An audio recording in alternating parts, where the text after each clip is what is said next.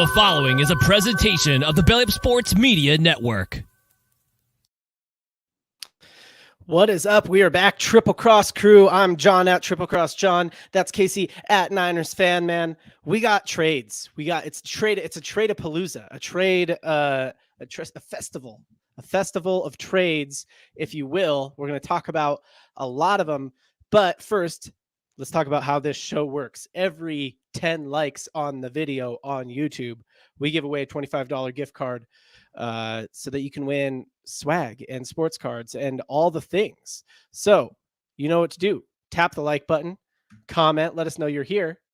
Where are we at right now? I don't even know what we're at right now. My head is spinning how many we're at right now. I don't know either, but that's crazy. Neither of us know. Right now we are at 5 likes. We're currently sitting on 5 likes, kids. It's been a week, man. It's been a heavy week of trades. So let's just get into these kind of one by one, I think. Adam said sad face. I think that's because we didn't go live yesterday. Yama. I like that name. Yamadolo. Yama be there. Yamadolo. What's up, everybody? Let's go through these trades one by one. First up, James Harden has been traded to the Los Angeles Clippers. The package included PJ Tucker, a bunch of picks, and some other things as well. Basically, a slew of role players and picks for James Harden. The Clippers now have they don't have PJ Tucker, so that is significant. Or not PJ Tucker, right? Is PJ Tucker part of the trade? I don't have it pulled up. Oh, I don't either. The Clippers now have Harden and Westbrook, who are now playing together on their third team. This is the third time these two have played together. Paul George, Kawhi Leonard. What do you think about this one, Casey? Did the Clippers get good here, or did the Clippers get like meh? What happened? What happened in this trade? Yeah, well, I mean, the Clippers are just where careers go to die, man. I don't know. I'm not convinced. That's I think your take. I'm generally low on the Clippers. Yeah. This doesn't change that for me. It just makes me feel less like Harden is going to be a factor that matters, when it comes to like playoffs and stuff, because they might not even be there, or they aren't going to be a high impact team maybe when it comes to it. I don't know, hot take maybe, but they got to be healthy. They got to get healthy and stay healthy. And this team has just proven to me that they cannot do that. I think that, apart from Kawhi being the hand size champ of the NBA, this team has to prove it to me before I believe much. Yeah. Clippers sitting on 1 loss this year so far. Obviously, it doesn't mean much. Only 4 games into the season. No, they're toast. It's over, man. Get them out of here. 1 loss to the Utah Jazz, and that was full. Everybody was playing. But yeah, a loss to the Jazz is tough, and I'm pretty sure that might be the Jazz's only win. So, no, I mean, look, I think they got better. I actually think the Clippers are good. I've said this before about the Clippers. I think the Clippers are that team that really can, and they're actually the best. If every team's playing, they're the best. They're the best. The Clippers are the best at their best. It's just that, they're rarely at their best. So I get what you're saying. There's a lot of load managing, a lot of injuries going on. And if you load manage all season, can you really expect to play 7-game series, 2-3 series in a row? Maybe not. But the James Harden experiment will be interesting because he doesn't really load manage. Like, he gets hurt sometimes. Usually when he's not playing, it's because he's having creative differences, if you will. Yeah.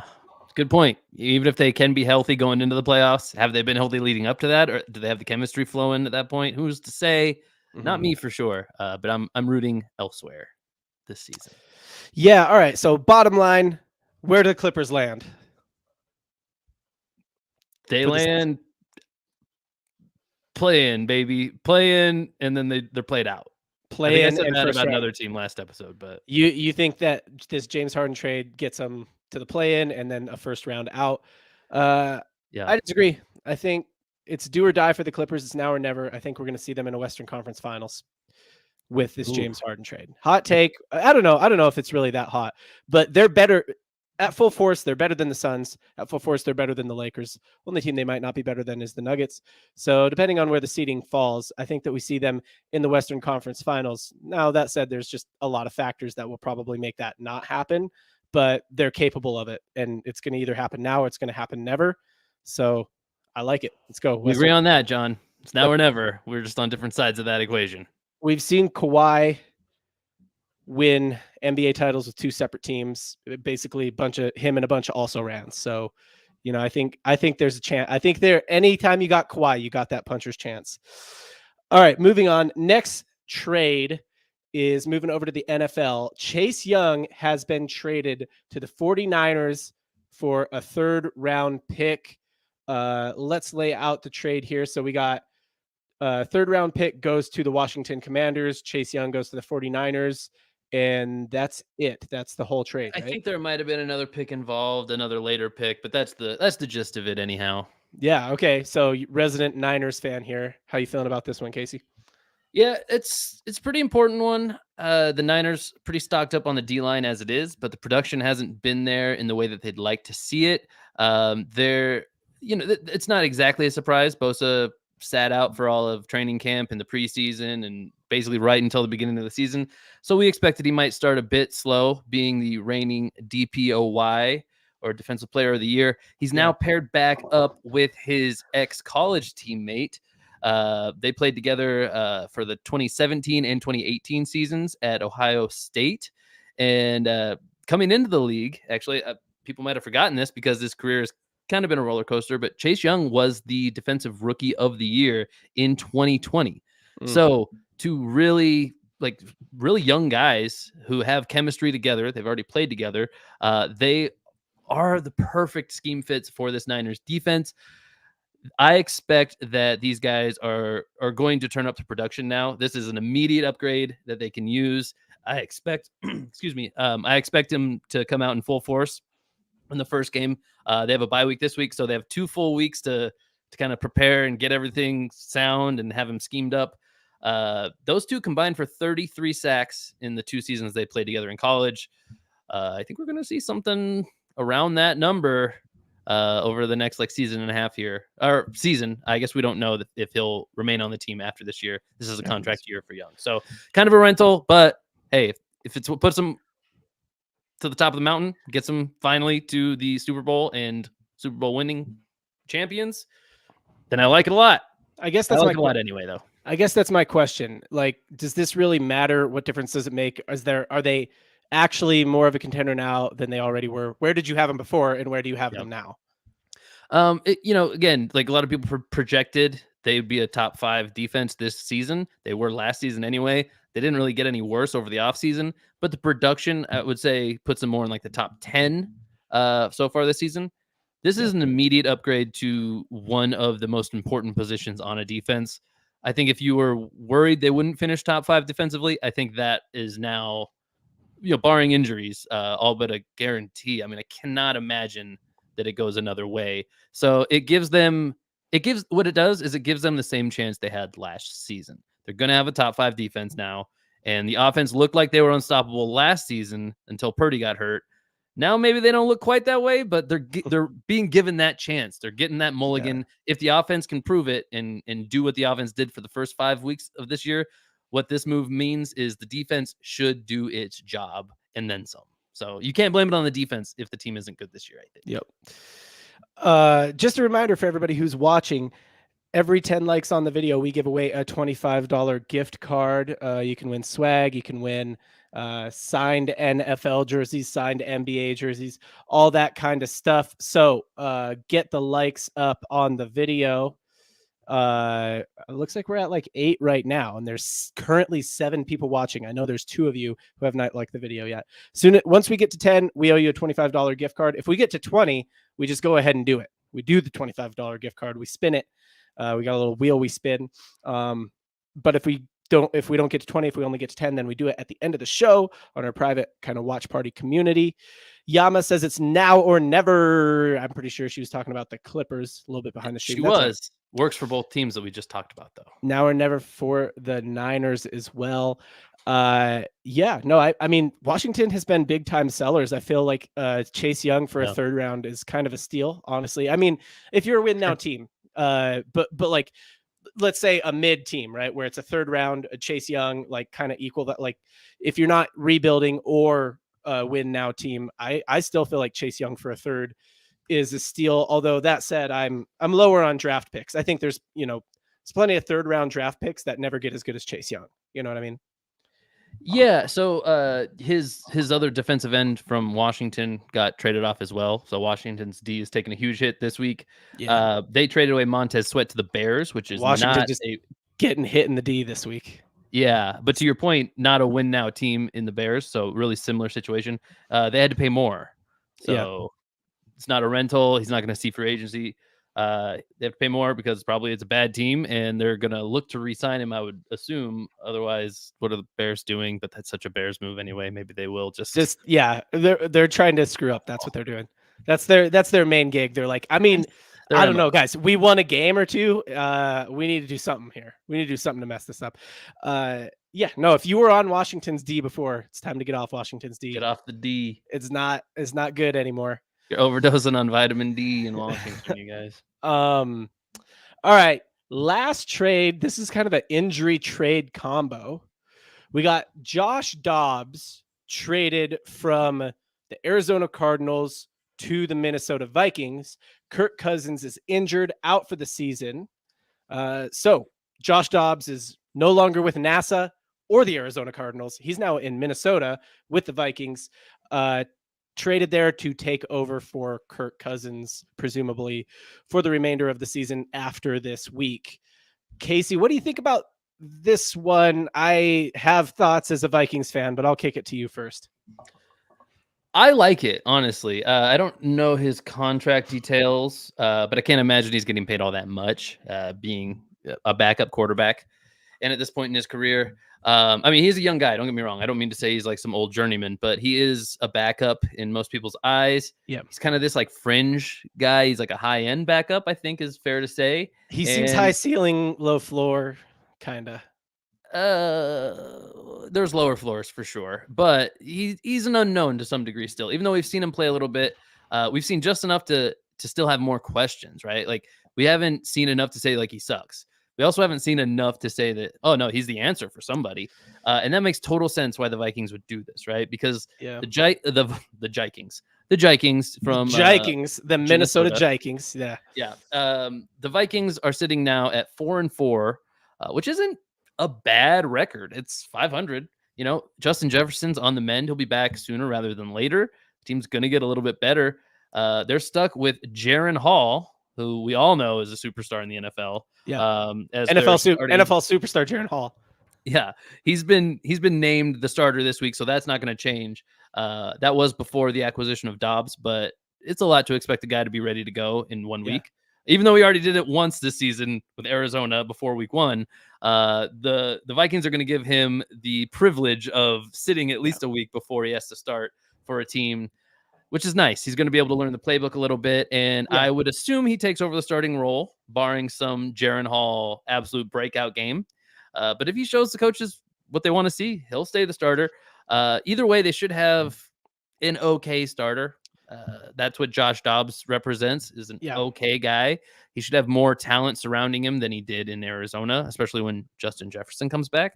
So there's some hopes here. This division that they're in, also not very good. The Lions, sure, 6-2, your main competition for sure. But they've looked a little two-faced. They show up some weeks, some other weeks they don't. Then there's the one week in particular where they've shown up really, really poorly. Yeah. But then we got the Packers and the Bears both sitting at 2 wins right now. That's half as many as the Vikings have. So the Vikings don't need to do much to be in the top 2 teams in this division. They're sitting in a wild card, like in the hunt kind of zone. And I wouldn't even say the division's out of reach. So if these quarterbacks can play well for them, I think the Vikings can still make the playoffs. Call me crazy. As a Vikings fan, I think it was like very exciting to be looking down the barrel of a 45. Probably 6 winnable games, 6 very, very winnable games. Like on the other side of the Niners, we had a very hard schedule to start. The Niners, I thought, would be a loss. And then I thought we're sitting at 1-5, but like we're sitting at 1-5, but looking at 6 winnable games. We ended up 2-4. We're looking at 6 winnable games, or 3-4, something like that, right? After the Niners game, looking at 6 winnable games. And then we get Kirk just Achilles snap. The irony here is that everybody was calling for Kirk in New York to back up Aaron Rodgers after his Achilles tore at the 4th down of the season. Yeah. And it would have been hilarious if they got a trade done like this week. Kirk goes to New York, game 1, Achilles goes. Like it would have just Zach Wilson's like, I can't get away from this. Yeah. Have you Zach- seen Rodgers though lately? By the way, Zach- have you seen the new video of him Yeah, Aaron Rodgers is looking pretty doing good. dropbacks? I Throwing know. the ball. Yeah, his plan is to be back this season for sure. And then He looks as good as he's Zach made no Wilson secret does. about that. But yeah, Kirk Cousins, Josh Dobbs. End of the day, I think we probably best case scenario split these next 6 games, end up still even toward the end of the season, and the Lions beat us twice and the Chiefs beat us or something like that, and we end up with a losing record and not making the playoffs. That's kind of where I'm at right now. It seems like a Vikings thing to do. They won't just outright lose and make it so that we, just like, oh, they just suck now. It's okay. As a Vikings fan, you can just let it go. They're going to kind of like stay in it a little bit and give us a little hope. That's how the Vikings operate. They do just enough to make you think maybe, and then they lose. They don't just lose. So yeah, that's fully what I'm expecting from the rest of the season from the Vikings. I think that covers our trades, man. We got any other random trades in the NFL or? Yeah, I'm looking at our thing. Montez Sweat to the Bears for a 2024 second round draft pick. Do you want to even talk about that? We talked about that one already. That's the other guy from Washington, right? Yeah, Chase Young, who moved. Yeah. So I mean, that's the trades. Crazy trades. I like it.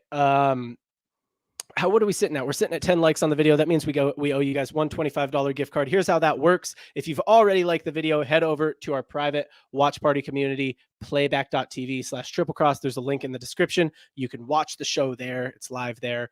So head over there. Assuming you've already liked the video. You got to like the video first. I do this because people tap the heart button when we're live, which is nice. That's nice of you. But like, you got to hit the one that looks like that. Yeah, let's see what else we got.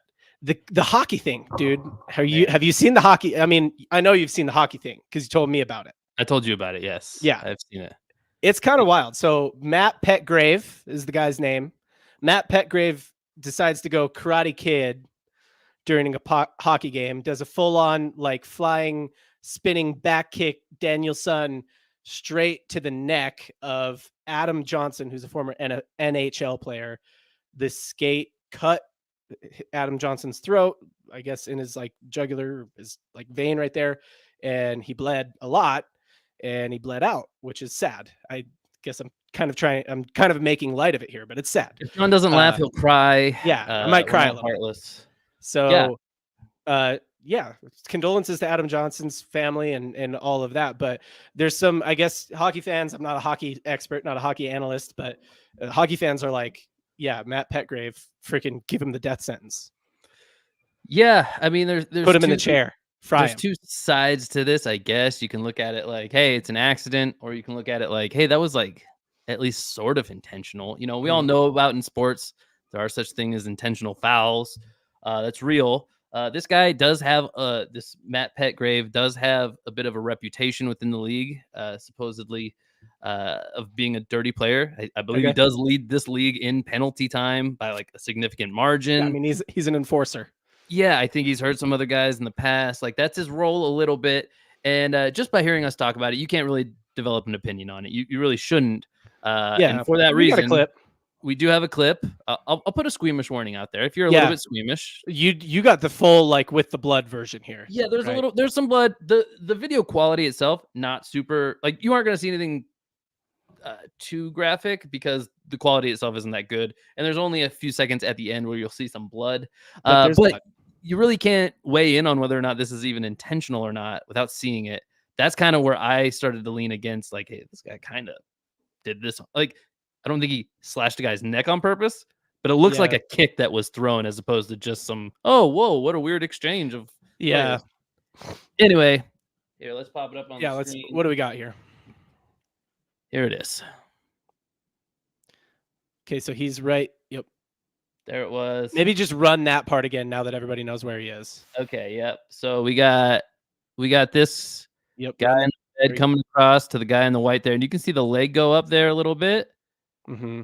Boom, and he kind of hits him right towards the head. You can see the head go back, and there's obviously some contact there. So kind of looking for that. And watch it yourself now. Boom, and huge collision. This guy absolutely stops in his tracks. And then here's the squeamish part. There's a trail of blood following him off the ice. He does get up. Somebody's trying to help him keep him from bleeding out too much. Unsuccessfully, unfortunately. But yeah, this is the so again, no blood here at this part, but this is kind of where this is what it comes down to is when you see this player, this red player. I mean, I'm colorblind. I believe they're red, maybe orange. Yeah. Player. Yeah, they look red. Yeah. This leg coming up is just enough for me to think like, man, I just can't imagine. I mean, he's if anything going to his right. It feels weird that he'd be going onto his right skate only at all. But even then, you could kind of explain it away. But his skate getting up above somebody's shoulders is just, it feels intentional to me. Not that he hit the guy in the neck, but it feels like a purposefully thrown kick. And I don't know what you do with it at this point, John. I think, though, that this guy is at risk of seeing like jail time. But there's precedent for this in sports. You know, you can't egregiously commit acts of violence, even if it's on a court or on a rink. And personally, I think I fall in the camp of like, if the foul was intentional, you meant to hurt the guy a little bit. You meant to break the rules. Maybe you didn't mean to break it so hard that you hurt him in this way or you killed a guy. But if the act was intentional and then just the harm kind of got out of control, I think you're still liable for that harm. In any other situation, you would be. You know, I mean, people like manslaughter kind of things. I mean, this happens in other things, and we don't blink twice about putting the blame on somebody. So this guy, I can't look, like, just me looking at this. I don't look at it and say intentional, mainly because of the contact he had with the other dude. Like, I don't know what, like, it's two dimensional as we look at it. So I don't know what that contact with the other guy, the other white player right there was. So I could see like that contact affecting a fall or something like that. So like, I don't look at this and say, yeah, that's for sure an on purpose kick, but I'm also not an ice hockey player, not a skater. I mean, like, is it unanimous? Like, are the hockey people who are like former players and everything like weighing in on this and unanimously saying that's 100% an intentional kick?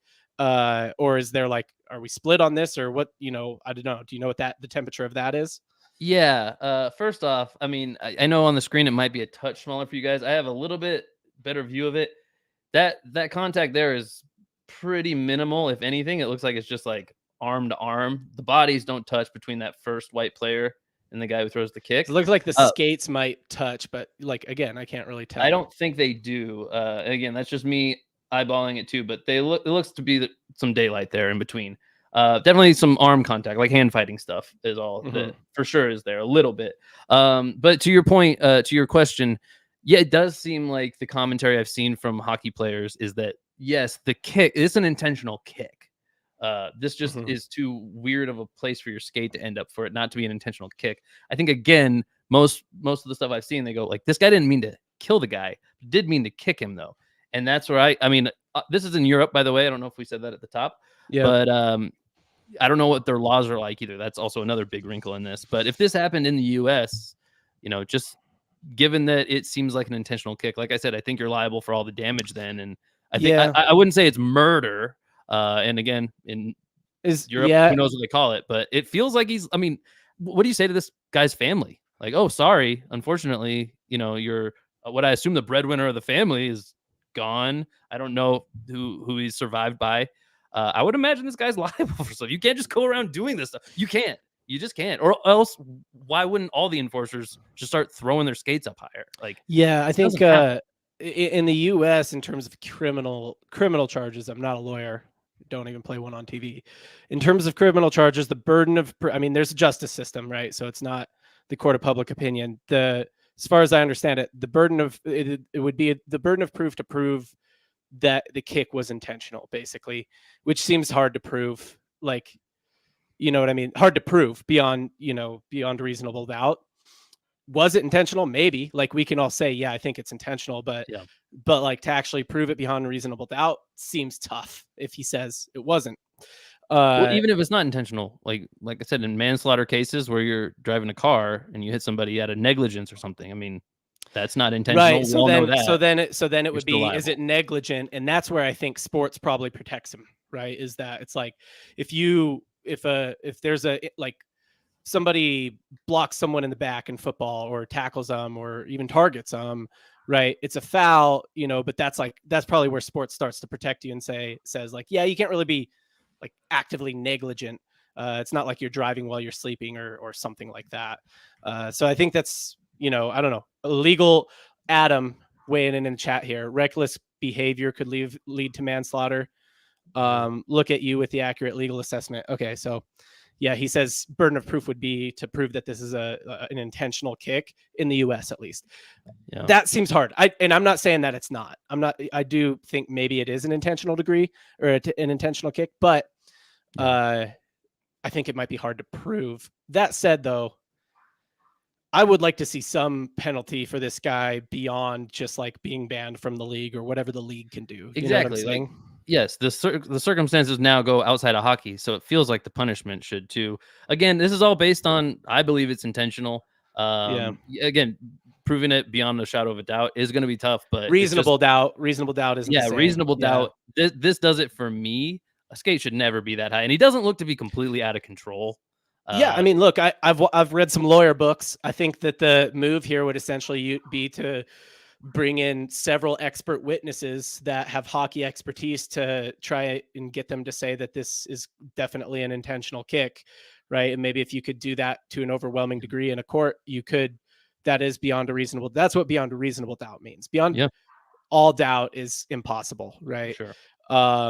Again, not a lawyer. Adam's a lawyer. He can weigh back in the chat. He did say, he said to a degree sports protects them, but not fully. There is an inherent risk, but that only goes so far. So potential that this guy could, if nothing else, like I would love to see the league fine him all the money he has and then give it to this guy's family. If like what you said was true and he's survived by some people who are now unsupported, hopefully they have players unions and stuff that, he has life insurance and all of that. But I mean, sad thing that happened.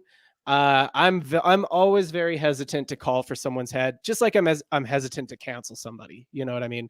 There's a legal system for a reason, and I hate to be just like the court of public opinion. Like let's burn her. Like I don't want to be like a witch hunt guy. You know what I'm saying?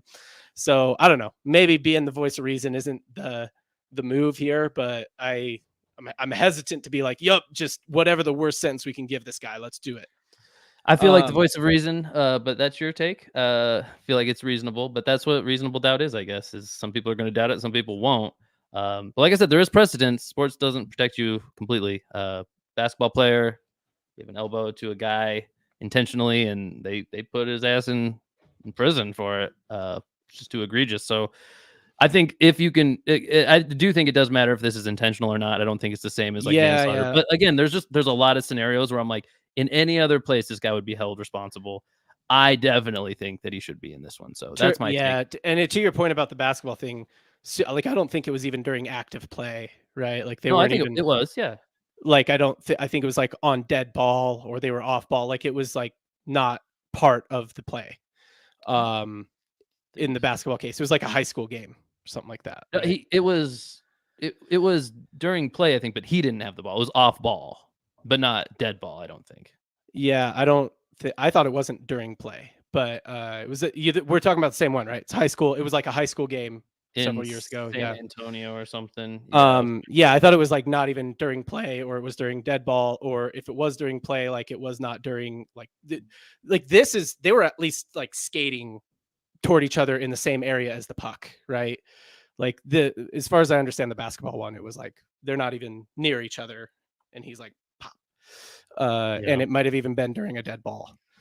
Yeah, it's just a scary precedence to say like, oh, as long as the guy has the puck or the ball or something, then like, oh, it's kind of fair game to do whatever. Like, you know what I mean? There's got to be a line. That's not what I said. No. I know. I'm saying that, but that's how if you did go this way, like, oh, he's not at fault at all, I worry about what that leads to. Just more aggressive play that could lead to more stuff like this. But yeah, I mean, there's definitely going to be more aggressive play on ball or like in action for sure. And so how far does them being in sports and there being inherent risk in sports protect them? You think this is across the line? I think maybe it is, but it seems pretty hard to prove that it's across the line.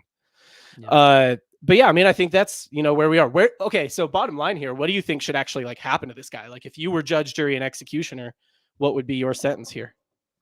Yeah, I mean, definitely financial is probably the first thing that comes to mind, like we talked about with like this guy's family.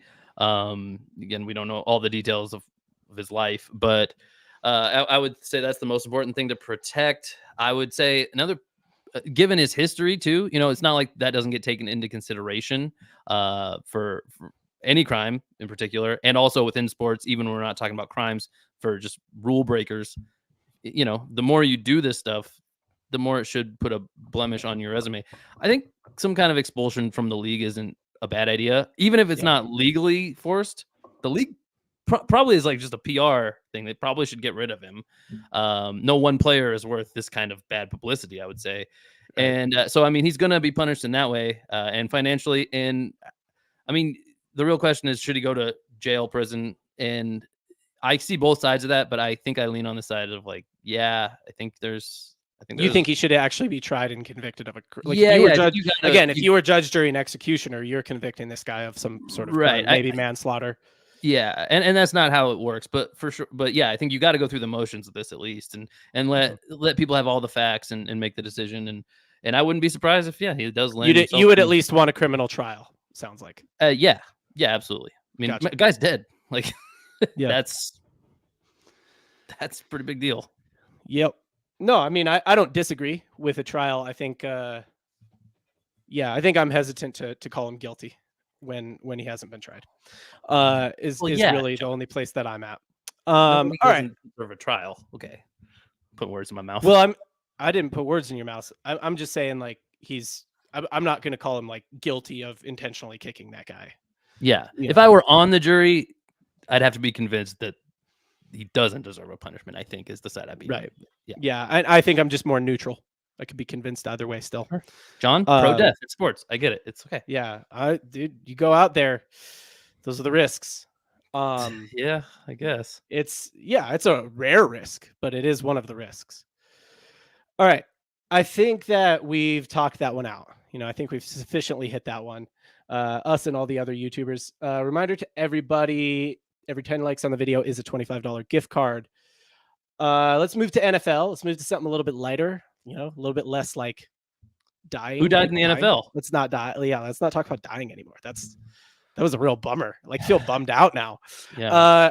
Okay, so did you like first of all, before we talk about the person associated with the NFL who is not even an NFL player or coach or anybody, but somehow still keeps getting talked about, before we even get into that person, let's talk about the Denver Broncos, because bravo Broncos, bravo Sean Payton, taking down the Chiefs. They've had a rough year. What are they, 2 wins or something like that? But hey, right. One of those 2 wins is fellow AFC West. Like, and this is a in division, like this is an AFC West game. Like, great job, Broncos. Hats off to the Broncos before we get into this at all. But we do got to call this out. Travis Kelce, awful game for this guy. Why? I mean, we know why, right? I mean, we know why. The narrative. Yeah. You can say you should say it. Why don't you say why? Why don't you say no? It's the Broncos defense. Like, do you want to give the other potential reasons why Travis Kelce was bad in this game? Because even the best NFL players don't have great games every single game, and coincidences exist. That's why. Yeah. Now, John, why did Travis Kelce not have a good game? So let's start here. The Denver Broncos beat the Kansas City Chiefs in like pretty convincing fashion, and then after the game proceeded to absolutely troll Travis Kelce with this little number.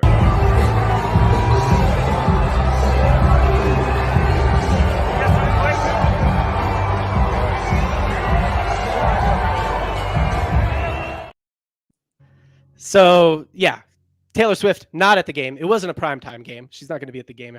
She's not going to freaking Denver, the city of 3 million people, to watch a 2 o'clock game. Come on. But she was not there. Travis Kelce had an awful game.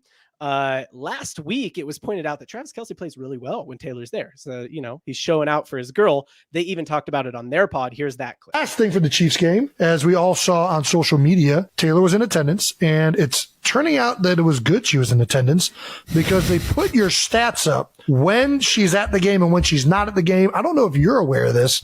How could I not be aware of this? When T Swift is at the game, you are averaging 99 yards. And when you are left with only your friends and remaining family there, you are at 46.5 yards a game. As it says in the edit or whatever it is, left to his own devices. Not only is social media noticing it, but it appears that Big Red is noticing it because he weighed in his post-game press conference. I love Coach Reed, man. What a guy. He was asked about your big game, and his response was, Kelce keeps getting better with time. Taylor can stay around all she wants. Oh, what a guy. When you're getting Big Red's approval and blessings, you're doing something right. That's awesome. Okay, so Andy Reid maybe believes the hype. Who knows? Yeah, I mean, I get it, right? If there's anything pointing It's towards fun. success for your team, why not just jump on it? Yeah, I mean, as an NFL fan, Hold on. I know what you're gonna say, but before you get into that, let me just. It's not unprecedented to show out for your girl, right? Like that's like a thing, there's anybody who's ever been an athlete maybe has experienced at some point in time, like, yeah, girl I liked was there. I played better. I think for you, Casey, it might be the opposite. Like, you're like, if there's a girl I like, I do not want her at my games. Like, I want her to be clear. I don't want her to see me not do good. But I think some people, like they like that. It's a little extra edge. where was Taylor Swift when Travis Kelce was an All-Pro? However many times he's been an All-Pro before. He was all of that was the lead up. He needed all of that to just get in contact with her. You know what I mean? If you don't see Mark Andrews dating Taylor Swift, right? You can't just be like a better than average tight end and date Taylor Swift. You got to be the best tight end of all time if you want to date Taylor Swift. That's if I'm making a case for it. Here is that graphic, by the way. My favorite part about this graphic is his face. He's like real tired, and like they seem to always catch him when he's like not making a very good for TV face. The other thing that they do is as soon as anyone on the Chiefs scores a touchdown, like we do not see Chiefs celebration touchdown dances anymore. We don't even know what they do when they score a touchdown now. We only know what Taylor does. Yeah, it's getting pretty old, honestly. You're done talking about it. Well, we cover the NFL a lot, right? And it's every week, right? We have to talk about we've Taylor had, Swift, 5-6 Taylor Swift segments at this point. Just getting boring, and especially when there's plenty else to talk about in this game. Like you said at the top, I mean, I remember many seasons of NFL football where when one of the top 3 teams gets beat by one of the bottom 3 teams, that is newsworthy all on its own. But now we have to see it through the lens of like pop music fans all the time. And it's boring. And honestly, I hope they break up. Like, I'm not going to break up. Or at least just actually, so let me tell you this. So in a second, you know what I want to do? In a second, I do want to give you just like an opportunity to talk about the game sans Taylor. But here's my actual take on this, and here's why I wanted to bring it up. My belief is that the Chiefs will not lose another primetime game with Taylor Swift in attendance. That includes playoff games, that includes Super Bowl games. So as a 49ers fan, assuming that the 49ers get to the Super Bowl and the Chiefs would get to the Super Bowl in that scenario as well, then you do got to hope they break up, because I don't think the NFL script writers allow a Chiefs loss with the Swifties watching. That's just my take. And I'm not even like that sounds tongue in cheek, but I'm actually kind of not even really joking about that. Like, I would be shocked if they lose another primetime game with Taylor Swift in attendance. You can respond to that, or you can just talk about how the Broncos beat the Chiefs, because that's pretty cool too. The game itself is pretty much irrelevant. The Broncos aren't going anywhere this season. They're not going And to that's the playoffs. it, right? Like we could talk about it, but like, great. I guess good job, Broncos, for getting a win. Right. The Chiefs are going to the playoffs. Two things that couldn't be more almost for certain than those two things. That's just the way it's going to go. And honestly, yeah, if Taylor Swift being in the stands, or even just when she's not, like, does that give the Chiefs the benefit of the doubt in a lot of ways? If the refs are thinking about throwing a flag, for the Chiefs, in favor of the Chiefs, are they likely to do it now? More likely to do it now? Yeah, I think probably, sure. Like, we see that kind of stuff every year, and it seems like the Chiefs are probably like the number one in those rankings, right? Like, Yeah, they're if there's a slanted beneficiaries. field in favor of teams, they're at the top of the list, right? Because they're bringing in so many new fans to the NFL.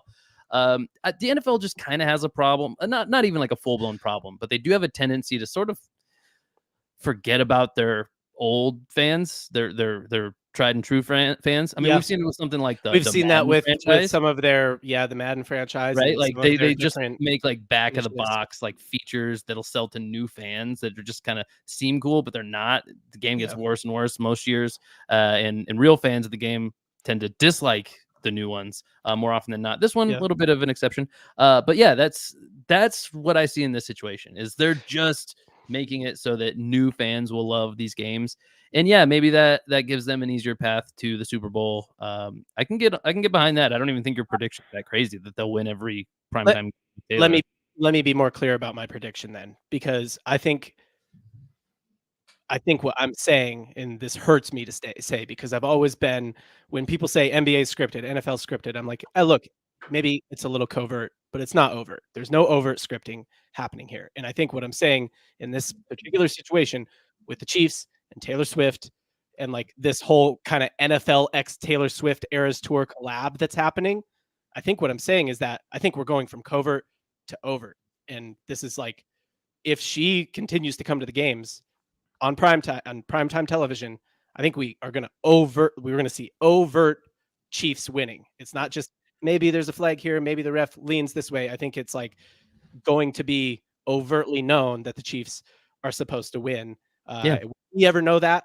I don't know. But that's I think why it like hurts me a little bit, because I've never thought that there's overt tampering. It was already the case that it was super covert for this team. So, like, I mean, because Patrick Mahomes is the golden boy, right? It was the pass got torched from Tom Brady to Pat Mahomes. So there's already this like covert, like they're going to get calls. I mean, that's not even that crazy. People expect that.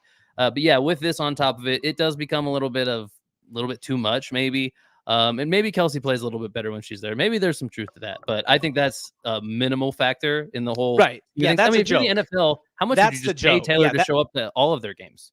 How much is it worth to you? So the joke is that he's showing out for Taylor. How much is it worth to you to protect that investment? Like, exactly. Yeah. That's where, I mean, look, it's probably bringing in a lot of fandom. It's probably like mutually beneficial to some degree, right? Are there NFL people who are kind of like non-Swifties who are like, I mean, that's cool, she dates Travis Kelce, maybe I'll give her music a chance, or maybe I won't be so, against my daughter going to her show or whatever, like maybe there's some of that, but it's certainly beneficial for the NFL. And I mean, so I guess, are you on this same narrative train where it's like, we actually might be an overt like Chiefs Super Bowl ring is sort of inevitable unless these two break up, if they're even really dating, like that's just going to be overtly tampered with to that point? I mean, I hope not, but like, I think that's where I'm sitting. I think that I'm like, if I have to call it today, I think the Chiefs win that, because they don't break up and she comes to the games, unless she's on tour. The other thing you could hope is she's on tour and she's not there, so the Swifties aren't watching, so they can kind of let it play out. I am less and less concerned with Taylor Swift's actual schedule. I think I fall in the category of like, I'm less likely to ever want to listen to any Taylor Swift because of it. Like, it's bad taste in my mouth now. I think already before Taylor, there was already a line being kind of walked between covert and overt. That's the reason we've already been talking about it for a decade or more, right? In the NFL. So yeah, I mean, sometimes I think it does go into overt for sure. I guess if I'm really putting on my tinfoil hat, if we're down the lane we're talking here, I think it would benefit the Chiefs maybe all the way up until the Super Bowl. Maybe the NFL could somehow make some money off of like a lot of people betting up the Chiefs to be the Super Bowl winner or in some big matchup, and that's finally when they kind of kill the hero a little bit. As in storytelling, that's kind of like the go-to that's move. the hope. That's the hope if you're not a Chiefs fan, for sure. Well, I mean, even if you're the NFL itself, I mean, I think that's you want her at every game as possible, including the Super Bowl. Do you necessarily want them to win though, or is it better for the story if they lose in the Super Bowl?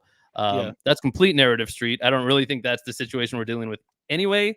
But I guess that's why I'm saying like Hopefully the Super not. Bowl is up for grabs, like it is every year right now. Are the Chiefs the leading candidates to win it? Perhaps, and I don't know that. Well, that's my final question. That's my much. final question. So let's forget about Taylor Swift for a minute and just talk about the Chiefs football team.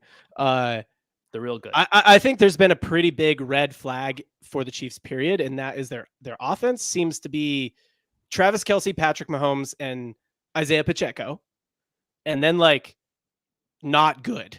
Like their offense seems to not be very good, kind of surprisingly, and it's like it's still kind of good or maybe above average because essentially of those three players. But like we're not talking about a bunch of guys who are threats like it usually is on the Chiefs. Yeah, like, Pat Mahomes can take someone who's an average receiver and make them a threat. Like he's good at that. But like, it seems like their receivers are like bad route runners, bad at catching the ball, bad at like they're besides Travis Kelce, they're like just not good. So I guess my final there's the Taylor Swift segment. My final question to you is, do you see the Chiefs still as the number one contender for the Super Bowl? Or do you think that their offense is just too much of a problem? I don't see this as anything different than we've seen from the Chiefs in the last 5 years. They've never really had an abundance of great skill position players, no matter how you want to cut it, no matter how good Mahomes makes them look. They've had Tyreek Hill with Travis Kelce before. That's two good players outside of Mahomes. This year, they've got Pacheco and Kelce, and I'd even throw in Rashee Rice in there. I think this is about as talented a group as they've ever had. Yeah, the other guys aren't very good. They're just glorified track stars, basically. But that is more how it's always been. Even though any one guy can be a weapon on any given week, nobody else is consistent in the offense outside of Kelce, Pacheco, Rashee Rice a little bit, and Tyreek Hill in the past. So, again, doesn't change anything in my mind. The defense is a little bit better than it's usually been. That also brings down the amount of points they will typically score in a matchup because they don't need to score as many to beat the other team. So I just think it's a slightly different built team as far as it's a little bit more defensive minded. And I think that's probably because they want to win a championship. They're probably the top dogs in the league, betting wise, like odds on to win the Super Bowl. Probably. I'd say the biggest factor is that, that somebody could take them out before they even get there. So I don't know. The Chiefs are a great football team and they could win the Super Bowl. Way to go down the middle there. I think There's nothing new we're seeing this year. They're the same team. They're the same team they've always been. Here's where I think there's a small difference from at least what I've seen before. Maybe I'm not following as closely. In the past, I feel like their other offensive threats besides their main two or three, if you include Mahomes, are at least NFL receivers. When you throw them the ball, they catch it. Who? These guys seem like, just like insert name here, right? Like when you throw them the ball, they catch it. Like what I see now is like dudes just dropping passes when they're open or dudes just like running wrong routes. Like they seem like not even average or like NFL level receivers, but like actually bad receivers. So I'm not saying that there were names before, right? Like I'm not telling you there were names. I'm telling you at least they were passable, like they were playable. These guys seem not playable. But maybe that's recency bias. Maybe that's just kind of me watching some stuff, it's not like I've ever watched every Chiefs game for the past 5 years. Bottom line, I think closing this segment out, my final take here, the Chiefs will not lose another primetime game with Taylor Swift in attendance. And I'm including the Super Bowl in that. I hope that doesn't happen, but I think it will. Okay. Where are we here? I gotta look at our little document. Okay, let's jump. Let's jump one and come back if we have time. That made no sense to anybody else. Quick reminder, to every 10 likes on the video, we give away a $25 gift card. If you've already liked the video, you can go over to playback.tv/triple cross, and there's a link in the description. All right, Casey, let's switch gears to basketball and talk about your boys, the GSW, the Golden State Warriors.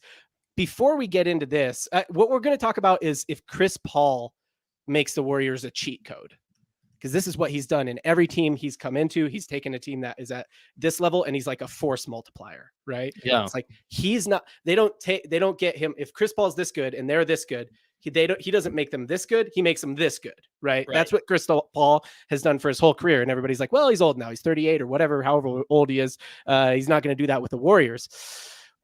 Before we even get into that, as a Warriors fan, when this trade happened in the offseason, how did you feel about it? Like, were you like, this is great, we got the force multiplier, or were you just like, meh?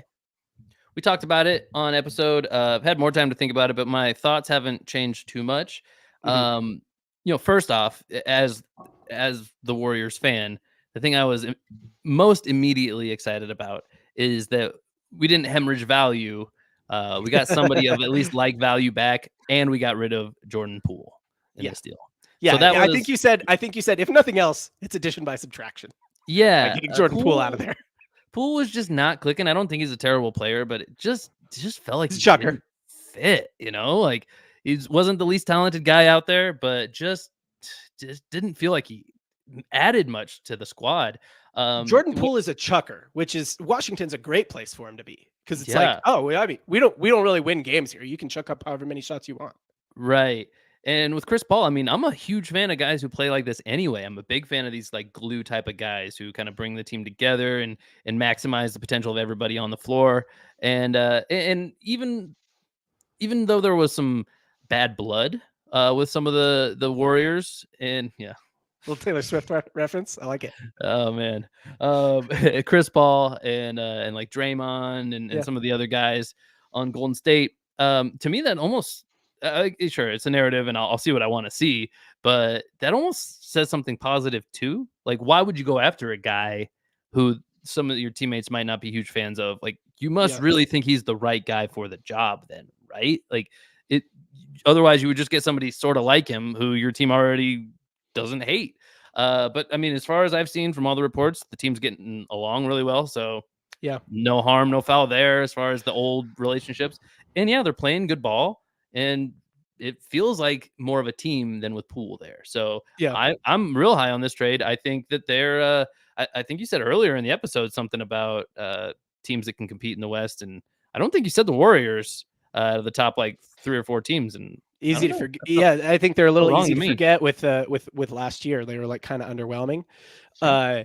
But yeah, I mean, they're definitely right. So, we're looking at Suns, Nuggets, Warriors, and then, where do the Clippers fall? How good are the Clippers? I still think the Clippers are better than all of those teams than the Nuggets at their best, right? Who's the best at their best?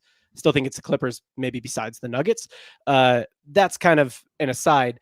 Yeah.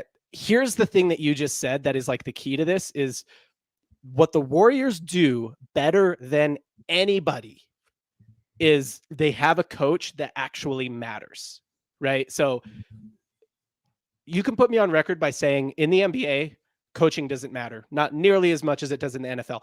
In the NBA, when you're a coach, all you really are is like an ego manager. You're just managing the egos and the pecking order of your team. And that is also true in Golden State. Like, schematically, is Steve Kerr that much better of a coach? Yeah, maybe. Brad Stevens has been, touted as a very schematically good coach as well. He's not really like achieved much as a coach. Schematically, it doesn't matter because there's only like 5 actions they run in the whole NBA. But in terms of ego management and making people buy into a system and making people buy into, here's how we're going to win games, there seems to be nobody better at it in the league than Steve Kerr and like maybe Eric Spoelstra in Miami. And that's it. Other than that, like the whole league is just a bunch of also-rans in terms of coaching. So you take a guy like Chris Paul, who's had problems with Draymond Green. Let's talk about this. We got Draymond Green, who's one of the strongest personalities in the NBA. Chris Paul, one of the strongest personalities in the NBA. They've had Kevin Durant on their team, one of the strongest personalities in the NBA. But when you're in Golden State, you play this way. It reminds me of the Bill Belichick Patriots when they had like Randy Moss and they've had different Antonio Brown at points and stuff like that. It's like, oh yeah, that you can have your off-field stuff, but when you're with the Patriots, no off-field stuff, right? Yeah, we might deflate footballs, but no off-field stuff. Like you leave that crap at home. And that's kind of like what the Warriors have been really good at is everybody buys in. You got Chris Paul buying into a off the bench role, right? Mm-hmm. So some numbers from him so far: 11.3 points per game, 8.3 assists per game. Looks like he's playing around 30 minutes a game, shooting 63% from the 3-point line. Is that right? 63% from the 3-point line. Seems low. No, sorry. I'm sorry. Oh, from the 3-point line. I thought. Wait, that's high. Okay. He's shooting bad from the 3-point line. Okay. He's shooting 6.3%. That was such a weird number. My brain immediately thought you were talking about free throw percentage because I was like, that's not real. He's shooting about 89% from the free throw line, but yeah, so not shooting well from the 3-point line so far, but contributing. What's the actual number for his 3-point percent? 6.3. That's why I read that wrong. That's pretty low. He's 0.063, instead of 0.63 from the 3-point line. Yeah, he's, a career like kind of 36-37% shooter, 35% shooter. Room to improve for sure. I don't think he's taken very many attempts, honestly. He's taken maybe 3 or 4 attempts, something like that. So yeah, I think that's a lot. Probably he's taken 12 attempts. He's probably taken 4 attempts a game. That's what it says right there. So I'm going to go with that. 4 attempts a game, not making them so far. So probably 16 total attempts on the season. They're 1-3. They lost their first game to the Suns by 4 points. They have since beat Suns they lost to. They've since beat what do we got here? Everyone else they played, they beat. Cheat code. Yes. Until proven otherwise, my position on Chris Paul is that he is a cheat code for any team. He's a force multiplier. This is the dude who brought Oklahoma City to the playoffs when SGA was a rookie, and they haven't been back since, right? Yeah. They were there because of Chris Paul. So yes, until proven otherwise, you can tell me, oh, he's old, he can't do that anymore, he's injured now. Okay, until proven otherwise, he's a force multiplier. So if he comes here and he's not a cheat code for the Warriors, fine, then he's done with that. But he gets that title, he gets that benefit of the doubt until he proves otherwise. And so far, the Warriors look really good. So I think he's just proven what he is. That's what Chris Paul is. That's what he does. I think that's it, man. I think that's Chris Paul. We got one more thing. You want to get into it? Want to talk about the Provo Soak? Let's do it. Okay. I think I got a couple clips here on this. Did I have a Chris Paul clip? No. Okay. So, a couple months ago, or here, let me. How do we want to get into this? This is a tough one. Okay. John, so, you're I'm a Mormon. There you go. Yeah, I'm a Mormon. That's how. Yeah. A member of the Church of Jesus Christ of Latter-day Saints, commonly known as Mormons. So a couple months ago, Pat McAfee learned on his program about soaking, also known as the Provo Soak. What? And then he does College Game Day, NCAA College Game Day, and he was in Utah this last weekend, and he brought it up. So here's the clip from that. You got to do it. Why wouldn't you? Listen, it's 7 a.m. out here, okay? It is 34 degrees out here in the back-to-back Pac-12 champions. Mighty Utah student section has been here in abundance. They've been loud. In today's a day where they showcase to the world that it's not just Mormons and soaking in Utah. No. It's great football and an incredible fan base. They've been so kind. I appreciate the hell out of you all. Before we move on, can I just say, like, Pat McAfee, he's a different kind of in shape than the kind of in shape I am. Yeah. You know what I mean? Like, he's the kind of in shape where all of his muscles show and he's got like abs. I'm the kind of in shape like Will Ferrell from Semi-Pro. Like, yeah, he can move around, but it's all soft around the middle there. I'm more the Pat McAfee. Yeah, you're the Pat McAfee kind of in shape. I'm a different kind of in shape. So yeah, Pat keeping it tight. Before I move on, let me just say. So after that happened on the Pat McAfee show, I think maybe something was going viral around this time about soaking, and it was also on the Pat Bev show. So we're crossing sports here. This is NFL, this is NBA, it's on the Pat Bev show. So Roan brought it up to Pat Bev. Here's that clip, and this is where, if you don't know what soaking is, you will prepare to be educated. Prepare to be educated. It's weird. Let me just tell you, it's a weird one. You're gonna think it's weird. You know what soaking is? Soaking? Yeah. Like if I was to... Dude, I don't think you do know what it is. Can I guess? Do you want to? I don't have a problem embarrassing myself. Okay, guess. If I'm soaking like in the bathtub, or I'm soaking in my own tears. It's a thing that goes on at like BYU and Mormon schools where they're not allowed to have premarital sex. And so what they do is the guy kind of takes the car and parks it in the garage and just lets it idle there. And it just sits there. I don't understand what you mean because you kind of tell it to me like I'm a 3-year-old. A guy puts his, you know what I mean? Well, I don't. His dick in there and just leaves it there. And it just he just leaves it there to soak. And it's the thing that goes on in Utah. I didn't know that. Like if you would play for the Jazz, you'd have people in the crowd that probably soaked right before the game. I did not know that. Shocking stuff. Okay. Before again, John, how was your recent soaking? okay. Yeah, I was soaking right before this. Yeah, no. Again, How did it go? Pat Bev, just a pro reactor. Like the dude should play poker. I don't know. He probably does play poker, but he was just completely straight faced. Like, oh, I didn't know that. Didn't know that that's what they did in Utah.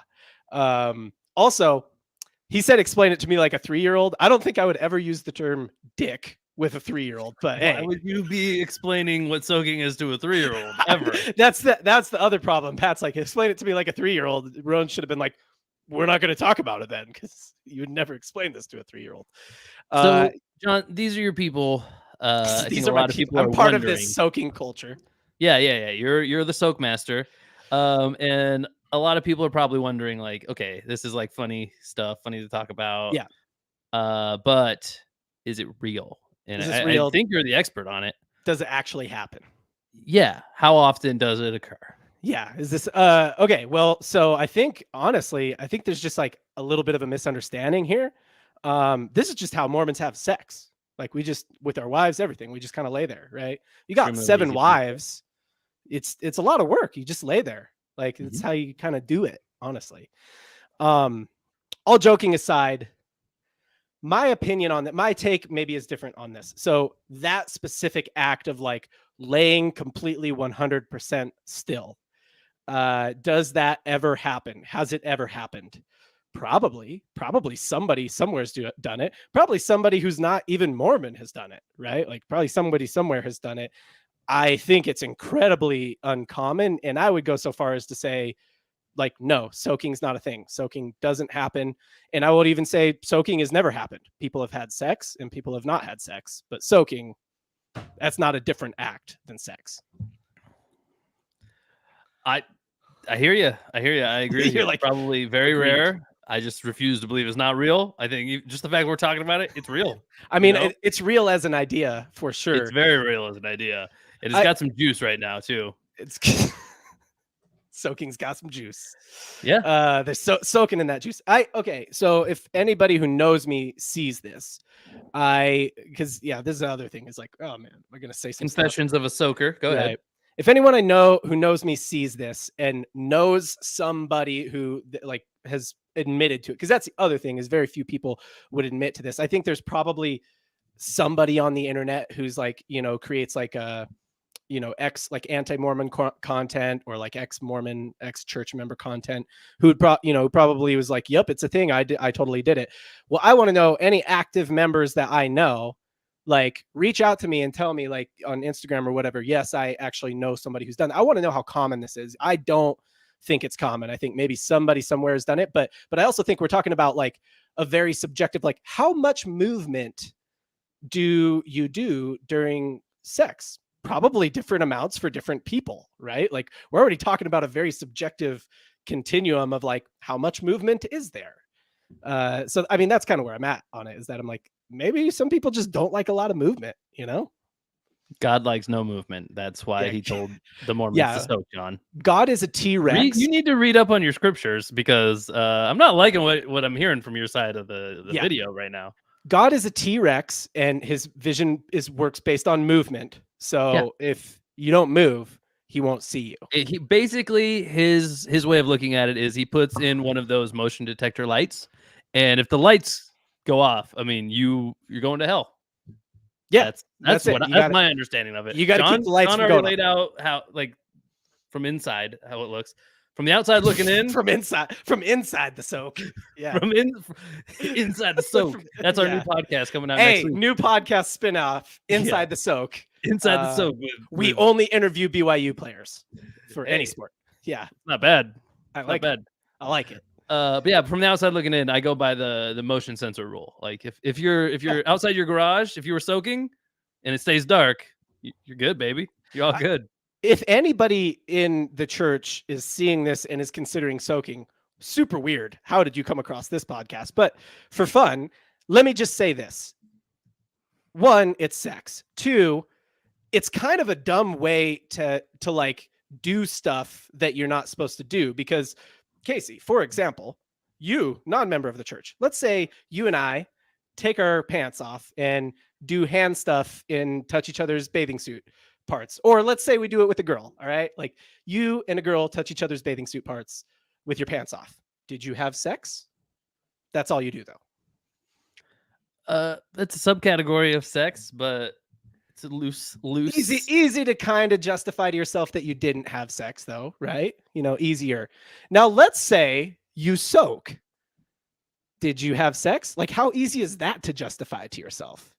So I'm just saying there's like a lot of things that objectively are better that are also more easy to justify to yourself. So that's kind of my piece on it. Honestly, you just shouldn't do any of them before you're married if that's what you believe. If you believe you shouldn't be having sexual relations before you're married, you just shouldn't have sexual relations before you're married, even though it's really hard, right? Like I get it, it's hard, but that's kind of the bottom line is that if all the things you could, this is why I think it's uncommon, because of all things you could do, this is kind of just like the dumbest.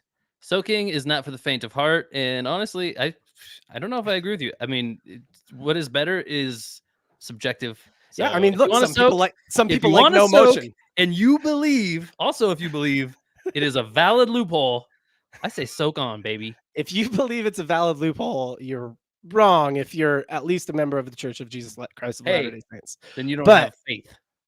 But yeah, I mean, look, I think this isn't a church pod, but no matter what, like, there's nothing you can't come back from, right? If you've done some stuff that wasn't good or whatever, like, then you believe, if you believe in the church, then you believe like that's, you can still come back from that. There's nothing you can't come back from. But also, if you take any sort of sexual advice from our podcast, you need help. That's not the place. Yeah, it's not the place for it. Yeah. Don't do it. When I heard about soaking, I was like, I think that's just how I have sex. Yeah. Like that's what my wife and I do. We just kind of lay there like, no, something will happen eventually, Got a big old Mormon family over there brewing too. So, hey, something will go down eventually. I don't know.